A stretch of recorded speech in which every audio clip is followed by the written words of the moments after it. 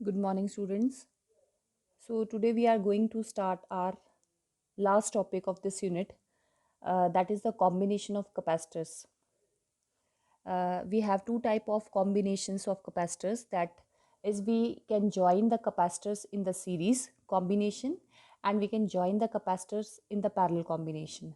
So, this series and parallel combination you had already studied in your class 10th, in which you have resistors, and in that class you have to join the resistors in a series combination and in the parallel combination. ठीक है, तो जो हमारे पास last था 10th में, वहाँ पे हम ये करते थे, you have suppose 3 type of resistors having resistance R1, R2 and R3. Okay, and these 3 resistors, they are connected with a cell, or you can also connect these resistors with a battery also, and connect these 3 resistor with a switch. Okay, so when we call it as a series combination, और हम कब बोलेंगे कि resistors जो है series combination में होती है, तो बहुत सिंपल है कि जब हम एक रेजिस्टर के एंड को दूसरे रेजिस्टर के एंड के साथ एंड टू एंड ज्वाइन करते हैं। जैसे एक रेजिस्टर के पॉइंट को हमने दूसरे रेजिस्टर के पॉइंट के साथ ज्वाइन किया, सेकेंड रजिस्टर को, जैसे ये R2 है, ये R3 है, सेकेंड के एंड को आपने थर्ड के साथ ज्वाइन किया। और बहुत ही सिंपल, या आप ये कंसीडर करो कि जब भी हम रजिस्टर्स लेते हैं, it may be 3, it may be 4, it may be more than 4 register, you can connect any number of registers with each other ना। तो जब आप रजिस्टर्स को ज्वाइन करते हो in such a way that there is only one path for the flow of current, current को flow करने के लिए सिर्फ एक ही पाथ हो, या फिर हर एक रेजिस्टर में से same amount of current flow करे। जैसे 5 एम्पियर करंट यहाँ से फ्लो करेगा, तो यहाँ पे कहीं और जाने के लिए रास्ता तो है ही नहीं, तो वही 5 एम्पियर करंट यहाँ से फ्लो होता हुआ R2 से भी 5 एम्पियर ही जाएगा, यहाँ से भी 5 एम्पियर ही जाएगा। तो आप बोलोगे हर एक 3 रेजिस्टर्स में से, इन तीनों में से, ठीक है, वायर को नहीं बोलते हम सीरीज में, रेजिस्टर्स को बोलते हैं हम सीरीज में कब है, पैरेलल में कब है। तो एक बहुत सिंपल सी ट्रिक होती है कि जब हम ये देखते हैं कि when the same amount of current is flowing through each resistor and we have only one path for the flow of current, then we say these 3 resistors they are connected in the series combination. ठीक है, तो यहाँ पे देखो current को flow करने के लिए एक ही पाथ है, एक पाथ होना चाहिए सबसे इंपॉर्टेंट, और हर एक रेजिस्टर में से same amount of current flow करे, तो ये तीनों रेजिस्टर्स जो है they are connected in the series combination. Okay, so I have connected these 3 resistors with a cell having potential V. Then we calculated that the equivalent resistance RS is the equivalent resistance of the resistors in the series combination. It comes out to be R1 plus R2 plus R3. ठीक है, जो आपके पास total resistance आएगी circuit में, कि ये 3 resistor जुड़ के आपको कितनी रेजिस्टेंस दे रहे हैं, जब आप इनको ज्वाइन करोगे तो ये साथ में जुड़ के आपको कितनी रेजिस्टेंस देंगे, तो that is the total resistance और equivalent resistance in the series combination having 3 resistor. वो हमेशा जितने भी आपके रेजिस्टर्स होते हैं उनकी रेजिस्टेंस के इंडिविजुअल रेजिस्टेंस के सम के बराबर होती है। Suppose this is 1 ohm, 2 ohm, 3 ohm, then equivalent resistance become 1 + 2 + 3। ठीक है, ये सिंपल है। फिर पैरेलल कॉम्बिनेशन में क्या आता है, पैरेलल कॉम्बिनेशन में again I have taken 3 resistors और इन तीनों को मैंने ज्वाइन किया है, लेकिन इस तरह से ज्वाइन किया है, अब ध्यान से देखो, यहाँ जो फर्स्ट पॉइंट जो है, इस रेजिस्टर का फर्स्ट पॉइंट ये वायर से होता हुआ किसके साथ कनेक्ट हो रहा है, वी के साथ। ये भी किसके साथ कनेक्ट हो रहा है, वी के साथ ही हो रहा है। सेकंड का जो वायर है वो भी यहाँ से कनेक्ट होते वी के साथ हो रही है। थर्ड का जो है वो भी इसके साथ कनेक्ट होता है, मतलब R1, R2 और R3 के जो टर्मिनल्स है, 2 पॉइंट्स जो हैं, वो हर एक रेजिस्टर के टर्मिनल जो वो वी के साथ ही कनेक्ट हो रहे हैं। ठीक है, अब यहाँ पे नहीं हो रहा है ऐसे, यहाँ पे इसका इसके साथ ज्वाइन हो रहा है, लेकिन R3 का टर्मिनल नेगेटिव के साथ ज्वाइन हो रहा है। तो पोटेंशियल जो है यहाँ पे सेम नहीं होता, ये मैं आगे करवाऊंगी आपको। देखो यहाँ पे R1 का एक terminal is connected with the positive और R3 का terminal is connected with the negative, तो यहाँ पे पोटेंशियल तीनों के अक्रॉस सेम नहीं होता, डिफरेंट होते हैं। लेकिन यहाँ पे R1 का टर्मिनल्स जो है, टर्मिनल्स मतलब 2 पॉइंट्स जो होते हैं, ठीक है, 2 एंड्स जो होते हैं, ये भी V के साथ कनेक्टेड है, ये भी V के साथ कनेक्टेड है।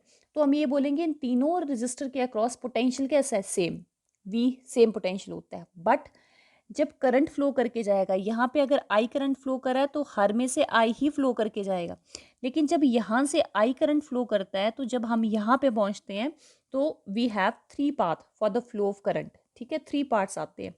तो इन 3 रजिस्टर के अक्रॉस करंट जो है वो डिवाइड हो जाता है, ठीक है।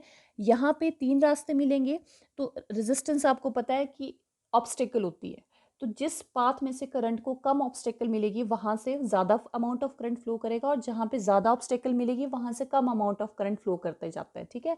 तो हमने देखा तीनों की रेजिस्टेंस डिफरेंट है, तो ऑब्वियस सी बात है करंट जो है वो तीनों पाथ में से डिफरेंट डिफरेंट डिवाइड होगा, ठीक है। यहाँ पे रेजिस्टेंस मान लो ये सबसे कम है, तो यहाँ से आई का मैक्सिमम पार्ट जाएगा।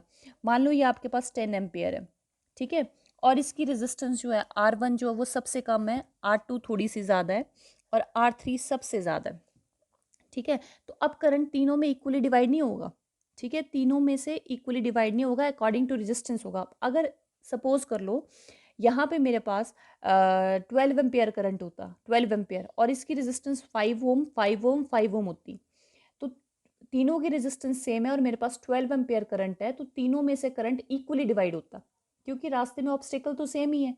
तो 3 का आपको, ये जो 12 एम्पियर करंट था, आपको इन तीनों पाथ में से अगर इनकी रेजिस्टेंस सेम होती तो आपको उसको 12 एम्पियर को इक्वली पार्ट में डिवाइड करना था, यानी कि यहाँ से भी 4 एम्पियर जाना था, यहाँ से भी 4 और यहाँ से भी 4। अभी लेकिन ये केस तो है ही नहीं, तीनों रेजिस्टेंस की वैल्यू डिफरेंट है, यानी कि तीनों आर्म में से करंट की डिवीजन जो है वो अनइक्वली होगी, ठीक है। तो R1 की सबसे कम है, तो मैंने ये कंसीडर किया कि लेट R1 में से मेरे पास कितना गया, 5 एम्पेयर करंट चला गया, क्योंकि सबसे ज़्यादा जाएगा, इसकी रेजिस्टेंस सबसे कम है। फिर R2 की थोड़ी सी ज़्यादा है, तो यहाँ से 5 एम्पेयर नहीं जाएगा, 5 एम्पेयर से थोड़ा सा कम जाएगा, ठीक है। मान लो यहाँ से कितना गया, 3 एम्पेयर। अब इसकी सबसे ज़्यादा है, तो सबसे कम गया यहाँ से 2 एम्पेयर। ये मैं रैंडम से एग्जाम्पल दे रही हूँ। यहाँ से 5 एम्पेयर जाएगा, यहाँ से 3, यहाँ से 2, क्योंकि according to resistance current divide होता है।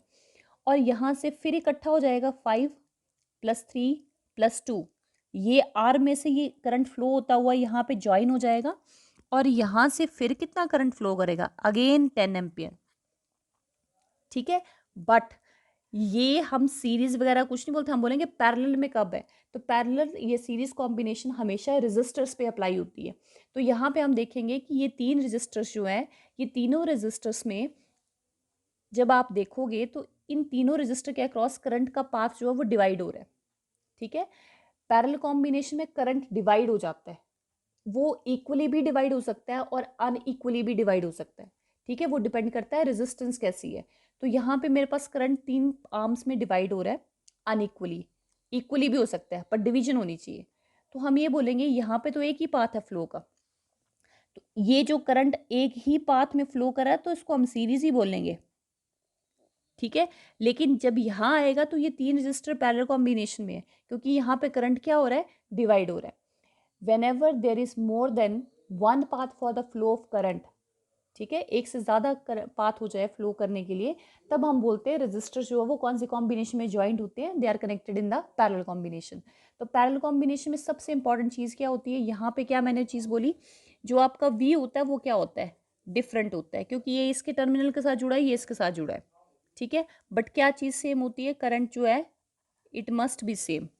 लेकिन पैरेलल कॉम्बिनेशन में क्या होता है, करंट जो होता है वो डिफरेंट होता है, डिवाइड हो जाता है, बट वी जो है हर एक रेजिस्टर के अक्रॉस वी कैसा रहता है, सेम रहता है, ठीक है।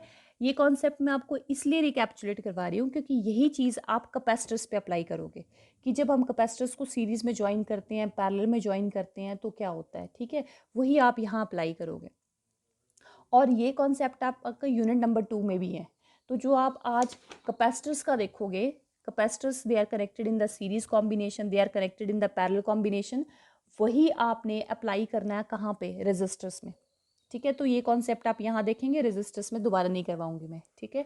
तो अब यहाँ पे मैंने क्या किया, 3, अब सीरीज में क्या बताया, when the resistors they are connected in the series, और इक्विवेलेंट रेजिस्टेंस ये होती है, कैपेसिटेंस में उल्टा हो जाता है, ठीक है। अब देखो यहाँ पे पैरेलल में इक्विवेलेंट रेजिस्टेंस क्या आती है, 1/RP is equal to 1/R1 plus 1/R2 plus 1/R3, ठीक है। ये equivalent resistance, RP is the equivalent resistance of these 3 resistors in the parallel combination, ठीक है। ये उल्टा होता है, जब कैपेसिटर सीरीज में जुड़ते हैं तो उसकी रेजिस्टेंस आती है 1/CS is equal to 1 reciprocal में सीरीज में आती है, और सिंगल लाइन में यानी कि C P is equal to C1 plus C2 plus C3 parallel में आती है। तो ये थोड़ा सा जो न्यूमेरिकल का फॉर्मूला है वो थोड़ा सा बच्चों को कंफ्यूज करता है कि आपने सिर्फ एक ही याद रखना है, या तो आपने इक्विवेलेंट की वैल्यू कैपेसिटर्स में याद रखनी है तो रेजिस्टर्स में उल्टी हो जाएगी उसकी, ठीक है, एक ही रखनी है याद आपने। तो यहाँ पे मैंने क्या किया, सबसे पहले सीरीज़ का एग्जाम्पल लिया। इसमें मैंने 3 रेजिस्टर्स लिए हैं, दिख रहे हैं आप सबको, तीनों की कैपेसिटेंस अलग अलग है, ठीक है, तीनों की चार्ज स्टोर करने की कैपेसिटी अलग अलग है, ठीक है। अब यहाँ पे क्या करना है आपको, ये तीनों जो है आपने एंड टू एंड ज्वाइन किए हैं, तो हम बोलेंगे these 3 capacitors they are joined in the series combination, वो सीरीज में है। और यहाँ पे हम रेजिस्टर्स में हम करंट के फ्लो को देखते हैं, लेकिन कैपेसिटर्स में करंट का कोई काम नहीं है, इसमें हम चार्जेस को देखते हैं, ठीक है, फ्लो ऑफ चार्ज को भी करंट बोला जाता है। लेकिन यहाँ पे हम देखेंगे कि चार्जेस जो फ्लो कर रहे हैं उसकी मूवमेंट देखेंगे। पिछले में हम V और I देखते हैं, यहाँ पे हम क्या देखेंगे, V और Q देखेंगे। V is the potential, Q is the charge, ये देखेंगे, ठीक है। अब यहाँ पे मैंने V लगाया है, V मतलब सेल या बैटरी कनेक्ट की है, यहाँ पे मैंने सिंबल ही बनाया उसका, सिर्फ मैंने लिखा है यहाँ पे सेल ज्वाइन किया आपने और उसका पोटेंशियल डिफरेंस V है। आप यहाँ पे सेल भी बना सकते हो, ठीक है, आपकी मर्जी है सेल बनाना है तो आप सेल भी बना सकते हो जिसका पोटेंशियल डिफरेंस V है। अब जब आप यहाँ पे सेल को ज्वाइन करोगे तो वो पोटेंशियल डिफरेंस क्रिएट करेगा, जिसकी वजह से सर्किट में क्या चीज़ फ्लो करना शुरू करेगी, करंट फ्लो करना शुरू करता है। और करंट का मतलब क्या होता है, फ्लो ऑफ चार्जेस। तो यहाँ पे मान लो जब आपने कनेक्ट किया जिसका पोटेंशियल V है, उसकी वजह से वायर में Q चार्ज फ्लो करना शुरू किया, ठीक है। अब जैसे यहाँ जाएगा तो मैंने क्या बोला था कि करंट को जब एक ही रास्ता मिलता है then we call it as a series combination. यहाँ पे देखेंगे कि जब भी चार्जेस की मूवमेंट को सिर्फ एक ही रास्ता मिले, एक ही पाथ मिले, then we call it as a series combination. तो यहाँ पे जब हम Q चार्ज देंगे तो Q चार्ज ही इसमें से जाएगा, इसमें से भी उतना जाएगा और इसमें से भी उतना ही जाएगा। तो हर एक कैपेसिटर में से सेम चार्ज फ्लो करके जाएगा, then we say that these capacitors they are connected in the series combination. Clear. तो यहाँ से Q अमाउंट ऑफ चार्ज जाएगा, Q मतलब चार्जेस। तो यहाँ से जब चार्ज फ्लो करके जाता है तो आपको पता है कैपेसिटर्स जो है वो चार्ज होना शुरू हो जाते हैं, ठीक है। तो मैंने यहाँ देखा कि ये कैपेसिटर्स जो है इसमें यहाँ पे प्लस चार्ज स्टोर हो गया, ये जो Q चार्ज है, प्लेट पे Q चार्ज आ गया। तो आपको प्रिंसिपल करवाया है पैरेलल प्लेट कैपेसिटर का कि जब आपका यहाँ पे प्लस चार्ज आ जाता है तो इंडक्शन की वजह से यहाँ पे बी प्लेट में कौन सा चार्ज आ जाएगा, नेगेटिव, ठीक है। और प्लेट के फार्दर फेस पे यहाँ पे तो नेगेटिव आ गया, लेकिन इसके यहाँ पे नेगेटिव आ गया और यहाँ पे क्या आ जाएगा, पॉजिटिव आ जाएगा। यहाँ पे अगर प्लस Q चार्ज आपने दिया है तो प्लेट दूसरी प्लेट पे भी माइनस Q चार्ज ही आएगा, और यहाँ वाले हिस्से में कौन सा चार्ज आ जाता है, प्लस चार्ज आ जाएगा, ठीक है। कितना चार्ज आएगा, प्लस। अब ये यहाँ बना रही हूँ मैं आपको, ठीक है। क्या किया आपने, यहाँ पे आपके पास एक था, ये सेकंड था, और ये आपके पास थर्ड है, और इसको मैंने ऐसे ग्राउंड किया है।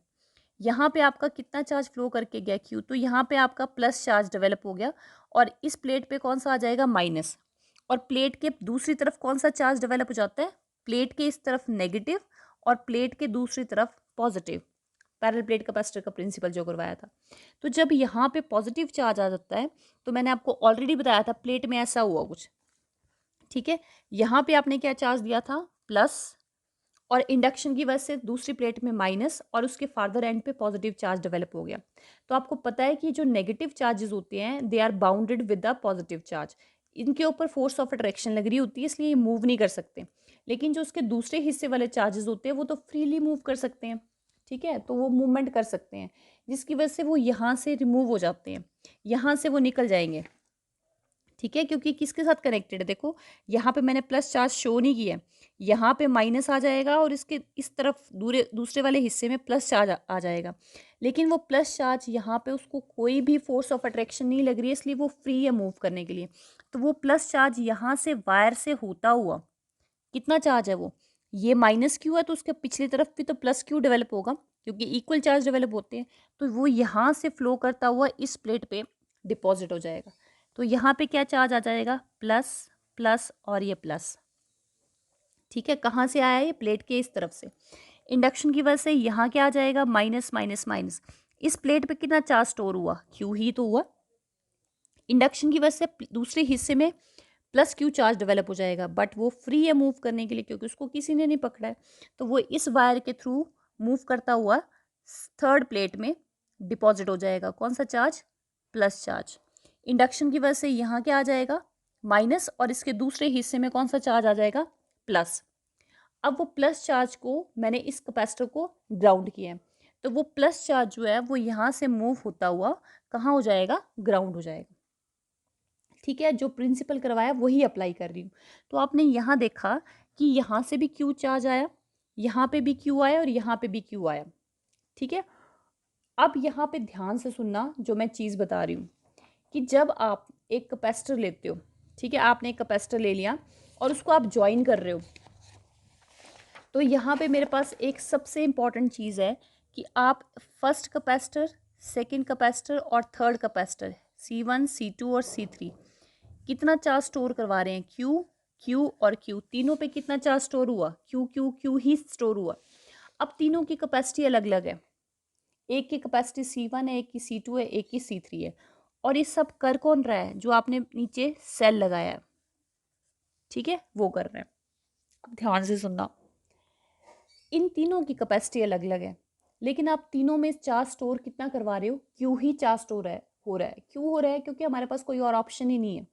Same amount of current he flow करके जाएगा, या same amount of charge he flow करेगा, क्योंकि मेरे पास सिंगल पाथ होता है। अब ध्यान से सुनना, जो पोटेंशियल है इसको हम क्या बोलते हैं? Work done over a charge. ठीक है, जो आपने सेल या बैटरी लगाया है, इन चार्जेस को फ्लो करवाने के लिए काम तो इसी को करना पड़ता है। जब ये काम करेगा उसकी वजह से चार्जेस फ्लो करके जाएंगे। ठीक है, अब ध्यान से सुनो, इसकी कैपेसिटेंस सपोज कर लो कम है, इसकी कैपेसिटेंस थोड़ी ज़्यादा है, इसकी कैपेसिटेंस और ज़्यादा है, तो तीनों की डिफरेंट डिफरेंट कैपेसिटीज़ है चार्ज को स्टोर करने की। लेकिन आप तीनों को फोर्स कर रहे हो कि तीनों की जिसकी कैपेबिलिटी अलग है चार्ज स्टोर करने की, ठीक है, आप तीनों को बोल रहे हो कि आप क्यू चार्ज ही स्टोर करो, और ये क्यू चार्ज स्टोर करने के लिए इसको काम करना पड़ रहा है। ठीक है, work done over charge potential होता है, इसको काम करना पड़ रहा है। अब देखो ध्यान से, एक एग्जांपल दे रही हूँ। मेरे पास 3 बच्चे हैं, ठीक है, एक मेरे पास बिलो एवरेज है, ठीक है, एक बिलो एवरेज है, एक एवरेज है और एक इंटेलिजेंट है। 3 बच्चे हैं, ठीक है। अब तीनों की किसी भी चीज़ को अंडरस्टैंड करने की एबिलिटी डिफरेंट डिफरेंट है। जैसे ये 3 कैपेसिटर्स है, इन तीनों चार्ज के कैपेसिटर के अंदर चार्ज स्टोर करने की एबिलिटी अलग अलग है, डिफरेंट डिफरेंट है। ठीक है, सिमिलरली इन 3 कैपेसिटर्स जिनकी कैपेसिटी जो है वो डिफरेंट है, इन तीनों को आप कंपेयर करो इसके साथ, 3 बच्चों के साथ, ठीक है, जिनकी किसी चीज़ को ग्रैब करने की कैपेबिलिटी अलग अलग है। ठीक है, तो एक बिलो एवरेज है, एक एवरेज है, एक इंटेलिजेंट है। अब यहाँ पे क्या कंडीशन है कि हर एक कैपेसिटर में आपने क्यू चार्ज ही स्टोर करना है। वैसे ही आपने यहाँ देखना है कि आपको इन तीनों बच्चों को 3 चैप्टर्स ही लर्न करवाने हैं। ठीक है, भले उनकी एबिलिटी है लर्न करने की या नहीं है, लेकिन आपको ये कंपल्शन है कि तीनों को आपने 3 चैप्टर्स ही लर्न करवाने हैं। ठीक है, जैसे ये 3 है, तीनों की एबिलिटी बेशक क्यू चार्ज स्टोर करने की है या नहीं है, लेकिन तीनों में आपने क्यू चार्ज ही स्टोर करवाना है। वैसे इन तीनों बच्चों को आपने जो है कितने चैप्टर्स लर्न करवाने हैं? 3 ही करवाने हैं, चाहे आप जैसे मर्जी करवाओ, क्योंकि आपके पास कोई चांस नहीं है, कोई और ऑप्शन नहीं है। तो आपने क्या करना है? तीनों को आपने सेम चार्ज ही या सेम चैप्टर ही लर्न करवाने हैं। अब लर्न करवाने का काम किसका है? आपके टीचर का। ठीक है, वो टीचर को जो है वो तीनों चैप्टर जो है इनको लर्न करवाने हैं, चाहे जैसे करवाए। वैसे ही इन कैपेसिटर में चार्ज स्टोर करवाना है, लेकिन चार्ज स्टोर करवाने का काम किसका? सेल या बैटरी का। ये जैसे भी करवाए, इसको क्या करना पड़ेगा? वर्क डन करना पड़ेगा चार्जेस पे। ठीक है, सिमिलरली आपका जो टीचर है उसको इन तीनों बच्चों को सेम चैप्टर लर्न करवाना है, चाहे जैसे भी करवाए। ठीक है, तो जो सबसे पहले सबसे इंटेलिजेंट बच्चा था उसने 3 चैप्टर्स लर्न कर लिए खुद से। ठीक है, उसको कोई टीचर को एक्स्ट्रा काम नहीं करना पड़ा, उसने खुद से 3 चैप्टर लर्न कर लिए। ठीक है, टीचर ने क्या किया? उससे 5 क्वेश्चंस पूछे और काम खत्म हो गया। ठीक है, उसको लर्न हो गया। ठीक है, वैसे ही जैसे मान लो ये कैपेसिटर है, इसकी इतनी कैपेसिटी है कि वो क्यू चार्ज स्टोर कर ले, तो उसने क्यू चार्ज जो है वो स्टोर कर लिया, इसको ज़्यादा काम नहीं करना पड़ा। ठीक है, जैसे यहाँ पे इस बच्चे ने खुद से 3 चैप्टर लर्न कर लिए, टीचर ने 5 क्वेश्चन सुने, उसकी कुछ ना कुछ एनर्जी तो यूज़ हुई, क्योंकि उसने चेक भी तो करना है कि उसको याद हुए या नहीं हुए हैं। तो उसने क्या किया? 5 क्वेश्चन सुने। वो 5 क्वेश्चन सुनने में टीचर की एनर्जी जाएगी। जैसे इस सेल और बैटरी को काम करना है, तो काम करने में इसकी एनर्जी जाएगी। काम कर रहा है, वर्क कर रहा है यानी कि एनर्जी यूज़ कर रहा है, ठीक है, तो उसका पोटेंशियल जो है वो खर्च होगा, ठीक है। तो उसने 5 क्वेश्चन सुने, तो टीचर की एनर्जी 5 क्वेश्चन सुनने में गई। अब जो ये दूसरा बच्चा था, इससे सिर्फ 2 चैप्टर ही लर्न हुए, तो उसको तो 3 करवाने हैं। अब क्या करना पड़ेगा, टीचर क्या करेगा, उस एक एक्स्ट्रा चैप्टर को लर्न करने के लिए उसको समझाएगा, ठीक है। इसमें उसको समझाना नहीं पड़ा था, इसमें टीचर की एनर्जी सिर्फ कहाँ खर्च हुई थी, 5 क्वेश्चंस को सुनने में। यहाँ पे उसको एक चैप्टर लर्न करवाना है, तो उसको एक चैप्टर उसको समझाने के लिए, लर्न करवाने के लिए उसको एनर्जी यूज़ करनी पड़ी, और उसके बाद उसको चेक भी करना है, तो उसने 5 क्वेश्चन उससे भी सुने। यहाँ सिर्फ एनर्जी यहाँ जा रही थी, यहाँ पे इधर भी जा रही है और इधर भी जा रही है, क्योंकि उसकी एबिलिटी नहीं है 3 चैप्टर लर्न करने की। तो टीचर ने जैसे मर्जी जोर लगा के उसको ये 3rd चैप्टर भी लर्न करवा दिया। लेकिन यहाँ पे देखो, उसकी एबिलिटी नहीं थी, उसकी एबिलिटी के ऊपर जाके उसने उसको 3rd चैप्टर लर्न करवाया। तो यहाँ पे टीचर की एनर्जी कैसे यूज़ हुई, सेम थोड़े ना हुई, यहाँ पे थोड़ी सी ज़्यादा एनर्जी यूज़ हुई, ठीक है, क्योंकि उसने उसकी एबिलिटी के बियॉन्ड जाके उसको काम करवाया, ठीक है। यहाँ पे एनर्जी यूज़ कैसी होगी, थोड़ी सी ज़्यादा एज कम्पेयर टू दिस। अब जो 3rd है, इसको एक ही चैप्टर लर्न हो रहा है, ठीक है।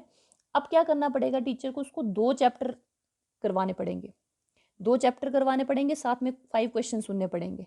तो उसको 2 क्वेश्चन करवाने और 5 क्वेश्चन सुनने में इन बाकी 2 के कंपैरिजन में सबसे ज़्यादा एनर्जी लगेगी, ठीक है। ये सब कुछ हो गया, लेकिन यहाँ पे हमने एक काम कर लिया कि इसको भी 3 करवा दिए, इसको भी 3 करवा दिए और इसको भी 3 करवा दिए, ठीक है। हालांकि तीनों की एबिलिटी डिफरेंट डिफरेंट थी, लेकिन आपने जैसा मर्जी जोर लगा के तीनों को सेम सेम टास्क जो है वो कंप्लीट करवा दिया। लेकिन सेम टास्क कंप्लीट तो करवा दिया, पर क्या टीचर को हर एक बच्चे को सेम टास्क अचीव करवाने के लिए सेम एनर्जी यूज़ करनी पड़ी? नहीं, यहाँ पे कम एनर्जी करनी पड़ी, क्योंकि इसकी एबिलिटी या इसकी कैपेसिटी ज़्यादा थी। तो अगर कैपेसिटी ज़्यादा है तो उसको काम कम करना पड़ा, एनर्जी यूज़ भी कैसी हुई, कम हुई। इसकी कैपेसिटी इसके कंपैरिजन में थोड़ी सी कम थी, तो उसको हमें 3 चैप्टर लर्न करवाने के लिए टीचर को थोड़ा ज़्यादा काम करना पड़ा, मतलब वर्क डन ज़्यादा करना पड़ा, एनर्जी यूज़ भी कैसी हुई, ज़्यादा। और यहाँ पे सबसे ज़्यादा जोर लगाना पड़ा।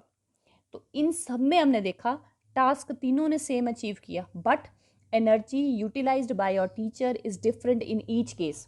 तीनों के केस में एनर्जी डिफरेंट हुई। क्लियर? यही चीज़ आप यहाँ अप्लाई करेंगे। यहाँ पे ये 3 कैपेसिटर जो है, you can compare these 3 capacitor with this 3 students having different capacities, and this Q is this chapter. Q को आप चैप्टर से कंपेयर कर सकते हो। और वी सेल और बैटरी का पोटेंशियल, यानी कि पोटेंशियल क्या होता है, वर्क डन, ठीक है। सेल या बैटरी को आप टीचर के साथ कंपेयर करो, ठीक है। जो सेल है वो एक टीचर है जिसका काम है चार्ज को स्टोर करना, जैसे यहाँ पे उसका काम है बच्चों को चैप्टर्स लर्न करवाना, ठीक है। तो अब क्या किया, देखो तीनों की कैपेसिटीज अलग अलग है। जैसे तीनों की कैपेसिटीज अलग अलग थी, तो जो टीचर था उसको काम भी कैसा करना पड़ा, डिफरेंट डिफरेंट करना पड़ा, ठीक है। वैसे ही तीनों कैपेसिटर्स की कैपेसिटी अलग अलग थी, लेकिन तीनों पे इसको चार्ज स्टोर कैसा करना पड़ा, सेम ही करना पड़ा। अब जिसकी कैपेसिटी ज़्यादा थी उसने चार्ज स्टोर कर लिया होगा, यानी कि इसकी एनर्जी कैसी यूज़ हुई होगी, कम। जिसकी कैपेसिटी कम हुई, कम है, उसमें क्यू चार्ज स्टोर करने के लिए इसको बहुत ज़्यादा काम करना पड़ा होगा, यानी कि वहाँ पे उसका पोटेंशियल एनर्जी यूज़ जो ही होगी, सिंपल सी बात है। जिसकी कैपेसिटी जितनी कम होगी उसमें चार्ज स्टोर करने के लिए उसको उतना ही ज़्यादा काम करना पड़ा होगा, और जितना ज़्यादा वो काम करेगा उतना ही उसका पोटेंशियल क्या होगा, यूज़ होगा। वर्क डन ओवर ए चार्ज को पोटेंशियल ही तो बोलते हैं।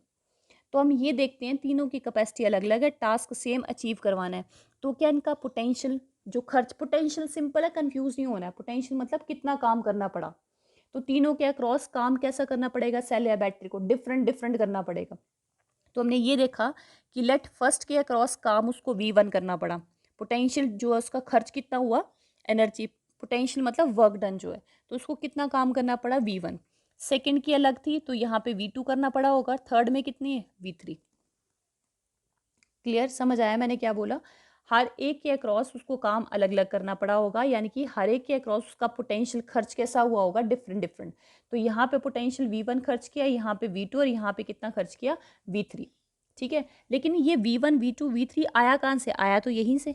तो यहाँ पे हम देखते हैं खर्चा कितना हुआ होगा, V1 plus V2 plus V3 that must be equal to this, इसके बराबर होता है, ठीक है। I hope you can able to understand, ठीक है, जो मैंने बताया।